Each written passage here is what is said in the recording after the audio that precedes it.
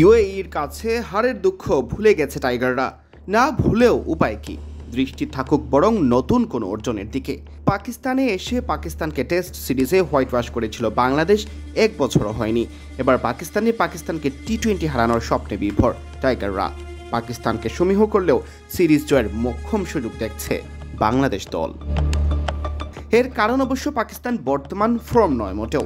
সাদা বলে পাকিস্তানের সময়টা ভালো না কাটলেও স্বাগতিকদের খাটো করে দেখতে নারাজ বাংলাদেশের প্রধান কোচ ফিল সিমন্স।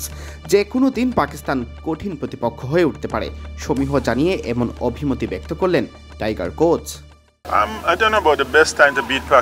এটা পাকিস্তানকে টি-20তে হারানোর সেরা সময় কিনা তা জানি না, তবে আমাদের সেরা ক্রিকেট খেলার জন্য এটা সেরা সময়। আমরা সিরিজ জিততে এসেছি। যে কোনো সময়ই পাকিস্তান ভয়ঙ্কর দল, সহজভাবে নেওয়া যাবে না। যে কোনো দিন তারা ভালো খেলতে পারে। আরব আমিরাতের কাছে সিরিজ হেরে আসা বাংলাদেশ অবশ্য মনোবলের দিক থেকে পিছিয়ে নেই, এমন দাবি করলেন ফিল সিমন্স। আপনারা বারবার বলেই যাচ্ছেন পাকিস্তান ভালো করছে না, তবে পাকিস্তান তো পাকিস্তানই।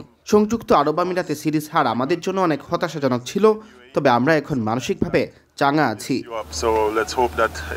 বাবর রিজওয়ান পাকিস্তান দলে নেই ফর্মের কারণে, কেউ কেউ অবশ্য বলছেন তাদের বিরতি দেওয়া হয়েছে। শাহিন শাহ আফ্রিদি অবশ্য সত্যি বিশ্রামে রয়েছেন।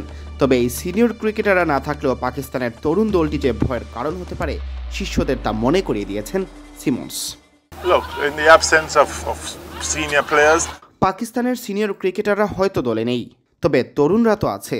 প্রত্যেকেই সুনাম অর্জন করতে চায়, কাউকেই সহজভাবে নেওয়া যাবে না। সিনিয়ররা নেই তাতে কি, এই দলের বিপক্ষেও আমাদের ভালো খেলতে হবে। পাকিস্তানে টেস্ট জিতে ইতিহাস করা বাংলাদেশ এবার ইতিহাস করতে চায় টি-20 সিরিজ জিতে। সিরিজ জয় ছাড়া 3 ম্যাচের এই লড়াইয়ে অন্য কোনো ভাবনাই নেই বাংলাদেশ দলের। মোরালি সব বেশ ভালো আছে। আমার মনে হয় সিরিজ জয়ের দারুণ একটা সুযোগ।